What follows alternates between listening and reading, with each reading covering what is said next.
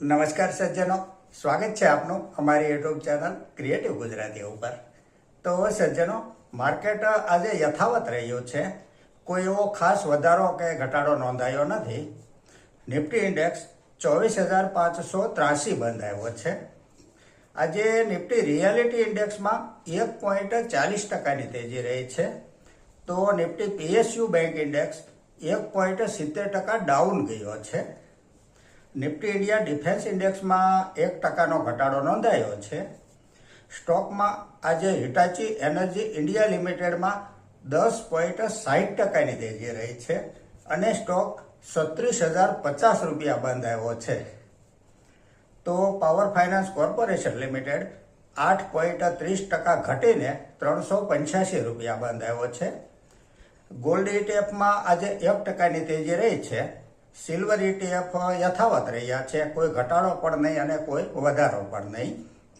Crude ઓઇલમાં Brent crude $84 ઉપર પ્રતિ barrel trade કરી રહ્યું છે। સજ્જનો, અહીંયા કંપની તથા ફંડામેન્ટલના વીતેલા ઇતિહાસની ચર્ચા માત્ર અભ્યાસના હેતુથી કરીએ છીએ, જેને ખરીદ વેચાણની ભલામણ નહીં સમજવા આપ સૌને એક વિનંતી કરું છું। આજની ચર્ચાની પહેલી કંપની છે સિરમા SGS ટેકનોલોજી લિમિટેડ। આ એક EMS કંપની છે, ઇલેક્ટ્રોનિક્સ ઇક્વિપમેન્ટનું ઓર્ડર ઉપર અન્ય કંપની માટે મેન્યુફેક્ચર કરે છે કંપની। જૂન 2026 ક્વાર્ટરનું રિઝલ્ટ આવી ગયું છે, જેને આપણે આંકડામાં સમજીએ તો જે સેલ્સ જૂન 2025 ક્વાર્ટરમાં 944 કરોડ હતું, તે વધીને 1,589 કરોડ થયું છે। નેટ પ્રોફિટ 50 કરોડથી વધીને 106 કરોડ થયો છે। નેટ પ્રોફિટમાં 100%થી પણ વધારે જમ્પ કહી શકાય। Year to year net profit જોઈએ તો 126 કરોડથી 184 કરોડ, ત્યાંથી 347 કરોડ થઈ અને 402 કરોડ થયો છે। પ્રોફિટનો ગ્રાફ સતત અપ ટ્રેન્ડમાં જઈ રહ્યો છે।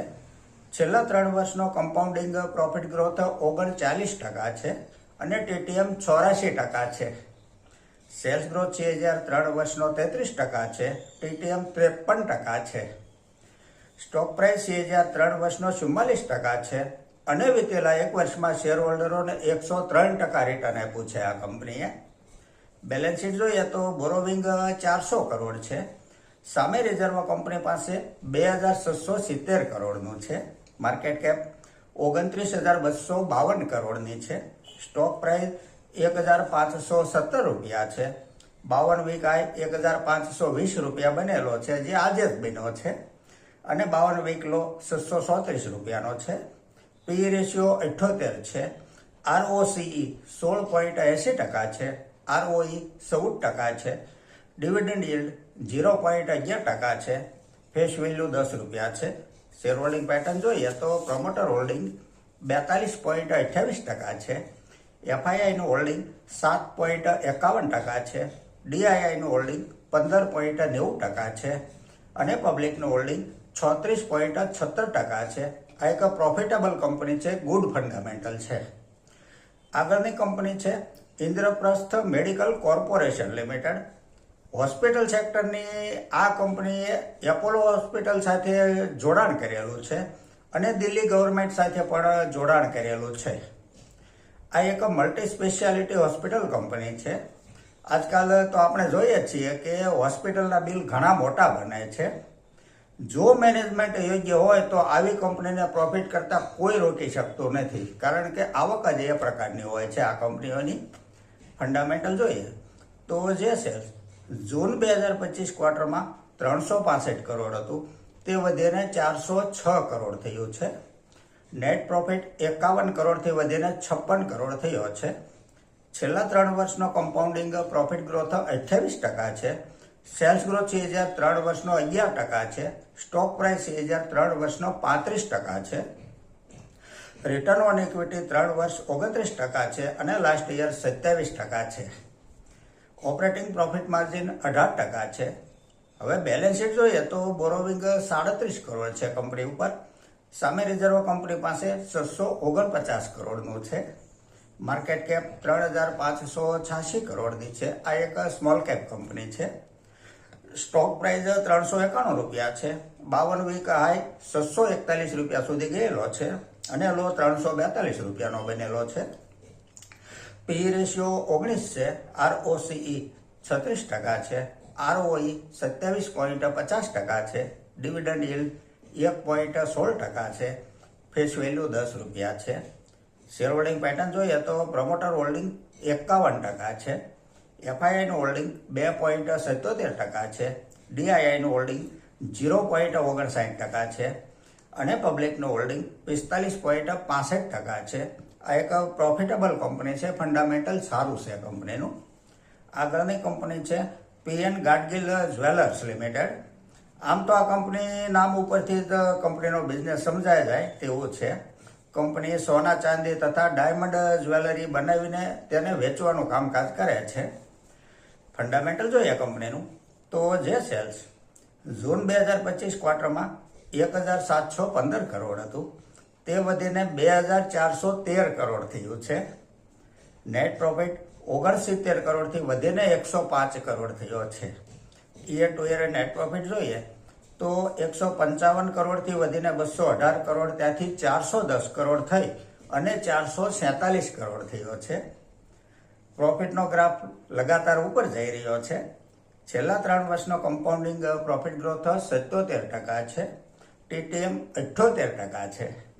સેલ્સ ગ્રોથ છે જ્યારે 3 વર્ષનો 36% છે અને TTM 48% છે. વિતેલા 1 વર્ષમાં શેરહોલ્ડરોને 16% રિટર્ન આપેલું છે. રિટર્ન ઓન ઇક્વિટી 3 વર્ષનું 24% છે અને લાસ્ટ યર 23% છે. બેલેન્સ શીટ જોઈએ તો બોરોવિંગ 1737 કરોડ છે. સામે રિઝર્વ કંપની પાસે 1827 કરોડ છે. માર્કેટ કેપ 9397 કરોડની છે. સ્ટોક પ્રાઇસ 738 રૂપિયા છે. 52 વીક હાઈ 736 રૂપિયાનો બનેલો છે અને લો 503 રૂપિયાનો બનેલો છે. પી રેશિયો 21 છે. ROCE 21% છે. ROE 23.40% છે. શેર હોલ્ડિંગ પેટર્ન જોઈએ તો પ્રમોટર હોલ્ડિંગ 83.11% છે. FIIનું હોલ્ડિંગ 0.48% છે. DIIનું હોલ્ડિંગ 4.76% છે અને પબ્લિકનું હોલ્ડિંગ 11.66% છે. આ એક કન્સિસ્ટન્ટ પ્રોફિટેબલ કંપની છે. ફંડામેન્ટલ સારું છે કંપનીનું. આગળની કંપની છે CG power and industrial solutions limited.